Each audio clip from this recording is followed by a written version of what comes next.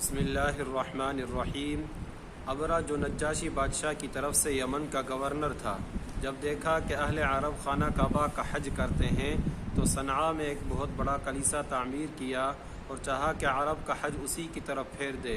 مگر جب اس کی خبر بنو کنانہ کے ایک آدمی کو ہوئی تو اس نے رات کے وقت کلیسا کے اندر گھس کر اس کے قبلے پر پاخانہ پوت دیا۔ ابرہ کو پتہ چلا تو سخت برہم ہوا اور 60,000 کا ایک لشکر جرار لے کر کعبے کو ڈھانے کے لیے نکل کھڑا ہوا۔ اس نے اپنے لیے ایک زبردست ہاتھی بھی منتخب کیا۔ لشکر میں کل 9 یا 13 ہاتھی تھے۔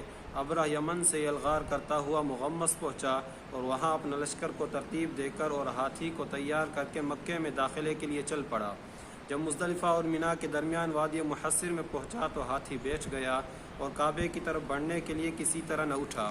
اس کا رخ شمال، جنوب یا مشرق کی طرف کیا جاتا تو اٹھ کر دوڑنے لگتا، لیکن کعبے کی طرف کیا جاتا تو بیٹھ جاتا۔ اسی دوران اللہ نے چڑیوں کا ایک جھنڈ بھیج دیا، جس نے لشکر پر ٹھیکری جیسے پتھر گرائے اور اللہ نے اسی سے انہیں کھائے ہوئے بھس کی طرح بنا دیا۔ یہ چڑیا ابابیل و قمری جیسی تھی۔ ہر چڑیا کے پاس 3 کنکریاں تھیں، ایک چونچ میں اور 2 پنجوں میں۔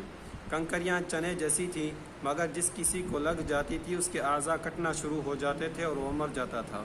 یہ کنکریاں ہر آدمی کو نہیں لگی تھیں، لیکن لشکر میں ایسی بھگڑ مچی کہ ہر شخص دوسرے کو رونتا، کچلتا، گرتا پڑتا بھاگ رہا تھا۔ پھر بھاگنے والے ہر راہ پر گر رہے تھے اور ہر چشمے پر مر رہے تھے۔ ادھر ابرہ پر اللہ نے ایسی آفت بھیجی کہ اس کی انگلیوں کے پورے جھڑ گئے اور صنعاء پہنچتے پہنچتے چوزے جیسا ہو گیا۔ پھر اس کا سینہ پھٹ گیا، دل باہر نکل آیا اور وہ مر گیا۔ ابرہ کے اس حملے کے موقع پر مکہ کے باشندے جان کے خوف سے گھاٹیوں میں بکھر گئے تھے اور پہاڑ کی چوٹیوں پر جا چھپے تھے۔ جب لشکر پر عذاب نازل ہو گیا تو اطمینان سے اپنے گھروں کو پلٹ آئے۔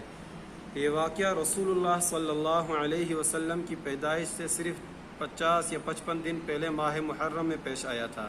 یہ در حقیقت ایک تمہیدی نشانی تھی جو اللہ نے اپنے نبی اور اپنے کعبے کے لیے ظاہر فرمائی تھی، کیونکہ آپ بیت المقدس کو دیکھیے کہ اپنے دور میں اہل اسلام کا قبلہ تھا اور وہاں کے باشندے مسلمان تھے۔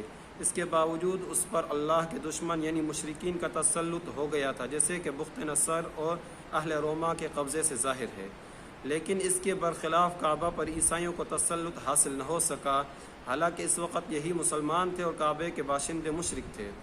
پھر یہ واقعہ ایسے حالات میں پیش آیا کہ اس کی خبر اس وقت کی متمدن دنیا کے بیشتر علاقوں یعنی روم، فارس میں آنن فانن پہنچ گئی، کیونکہ حبشہ کا رومیوں سے بڑا گہرا تعلق تھا اور دوسری طرف فارسیوں کی نظر رومیوں پر برابر رہتی تھی اور وہ رومیوں اور ان کے حلیفوں کے ساتھ پیش آنے والے واقعات کا برابر جائزہ لیتے رہتے تھے۔ یہی وجہ ہے کہ اس واقعے کے بعد اہل فارس نے نہایت تیزی سے یمن پر قبضہ کر لیا۔ اب چونکہ یہی 2 حکومتیں اس وقت متمدن دنیا کے اہم حصے کی نمائندہ تھی، اس لیے اس واقعے کی وجہ سے دنیا کی نگاہیں خانہ کعبہ کی طرف متوجہ ہو گئی۔